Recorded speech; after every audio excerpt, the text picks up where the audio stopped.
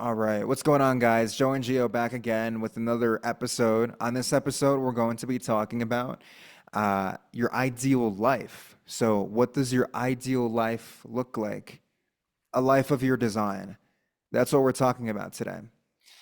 The prerequisites to live a life of your design consists of things that we've covered so far, such as delayed gratification, our most recent episode, the rejection of victimhood, the one before that, habitual construction, adhering to your boundaries, and outcome independence, just to name a few. Living a life of your design, uh, ultimately, you have to adhere to these fundamentals in order to materialize that, to have your ideal life come together and to be living it. Um, you have to consistently make meticulous decisions in real time with a long view perspective. A long view perspective is making a decision today with the intent of it contributing positively to your overarching goal, a life of your design, 4 weeks, 12 weeks, 52 weeks, 2 years, 5 years from now. Just like how we talked about and touched on our last episode, delayed gratification, how in my personal situation, my life now was a result of a 5 to 8 year endeavor. You have to really be able to, in order to live a life of your design, apply delayed gratification to the fullest and strictest ability that you can. So I'm going to let Gio go over his definition of what that means.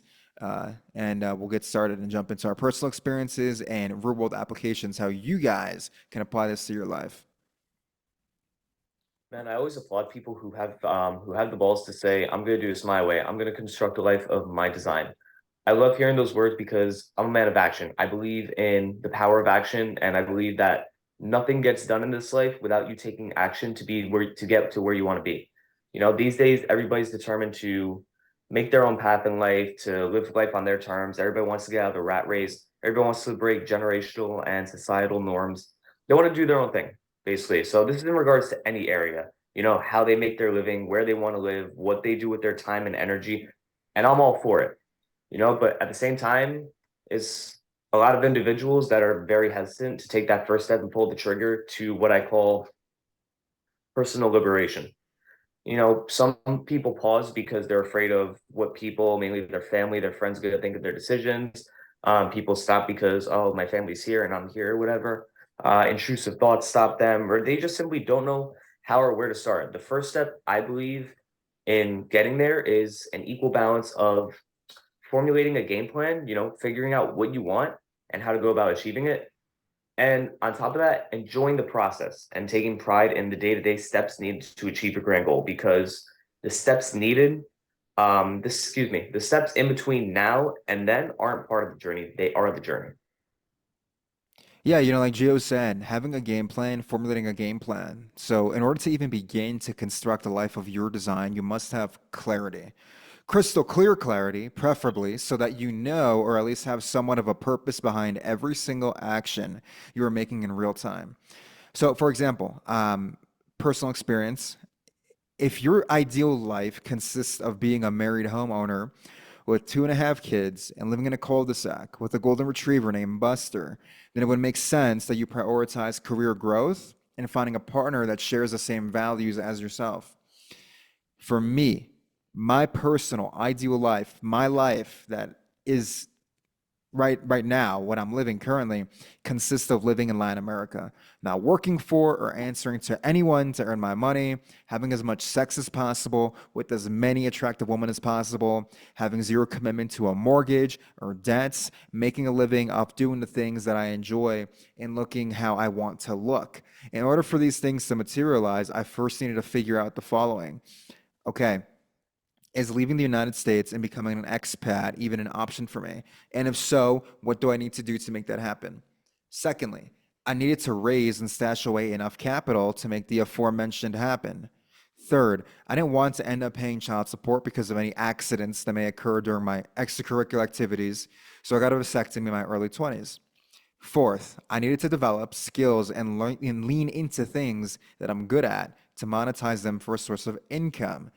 Fifth, I needed to make changes to my diet, daily habits, and invest money to look how I want to look. So, this is my ideal life. This is not something I implore anyone to do. I'm just listing the steps that I took to materialize my ideal life, the life that I'm currently living right now in real time. Completing all of the necessary steps for me to acquire my alternate citizenships took about 5 years. Raising the capital to move out of the United States took 4 years.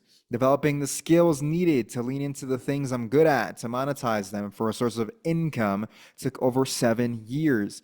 The only reason any of this was even possible is because I had clarity of what I wanted for myself.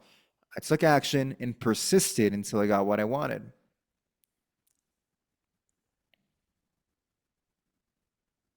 Yeah, man. Good shit as always. There's a little lag there, but I think you knocked it out of the park either way. That there's always a balance of, following your heart, doing what you want to do, but also making a game plan and formulating a plan of action to take, like taking a course to navigate, you know.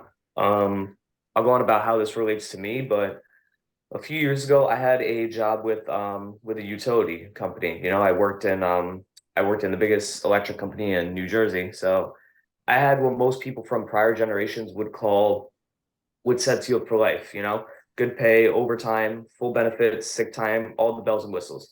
And yeah, it was a good gig, but I wasn't happy. So it was just sit here, work your shifts in front of the computer, and that's it. I didn't feel any sense of wonder or adventure or freedom in my life, which is something imperative for me to live at a high frequency. It wasn't a bad job at all. It just wasn't for me. So to briefly summarize it and bring it full circle, I left the company. I took some time to formulate what direction I wanted to take after leaving, and I thought of what I needed to do. And in short, I came back to hospitality and working in restaurants. I came back to doing what I love.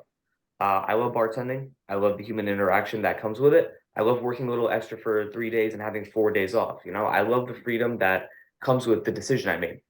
Now, we live in a world where you need to work and make your money because that's just how the world has worked since, the dawn of modern civilization. But so it's not just about jobs.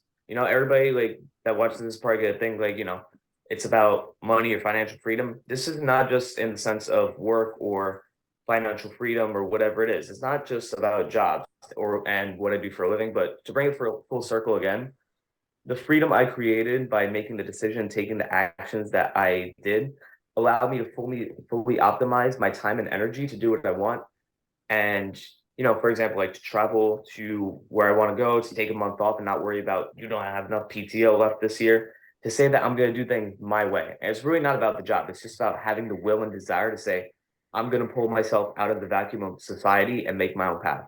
And again, I always applaud people to do so. Now, again, I'm not going to sit here and tell you leave your 9 to 5 or leave your secure job or leave this, that, or whatever. It's just whatever it is, follow your heart, but listen to your brain too. It's an equal measure, it's an equal balance needed of what I say, logic as well as emotion.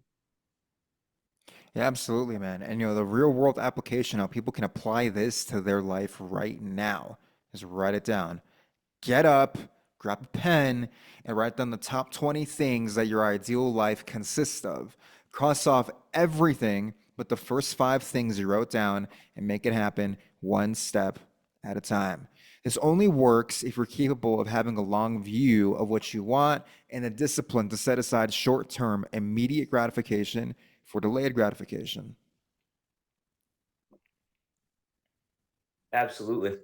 To piggyback off what you said, something that's helped me and I encourage others to do is envision your ultimate self, your higher self, your 10.0 self, whatever you want to call it. Envision this person, who this person is. What do they look like? What do they do for a living? Where do they live? What do they do that gives them a sense of purpose? Once you envision this, then put pen to paper. Whatever you envisioned, write it in as much detail as possible. Stick it on your door, your mirror, wherever you're going to see it on a day-to-day basis, and formulate a game plan. Take formulate a plan of action that's going to consist of actions, habits, and disciplines that will help you reach that goal. This isn't again, this isn't a red pill episode. We're certainly, like I said, we're not encouraging people to, I'm certainly not telling you guys to leave your job, to leave the country. These are just personal examples that we've followed through that helped us envision, the life that we want to live and we made it happen.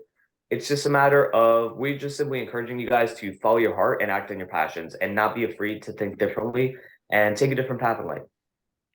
Yeah, guys, these episodes, you're welcome to extract whatever perspective you want from them. We're not aiming to box ourselves into a specific ideology or anything. You are free to choose how you want to interpret these episodes, how you wish with the information we give you. So on that note, make sure you follow us on Instagram, Self Development Dialogues, like, comment, subscribe, and we'll be back again with a new episode next week. We'll catch you guys soon.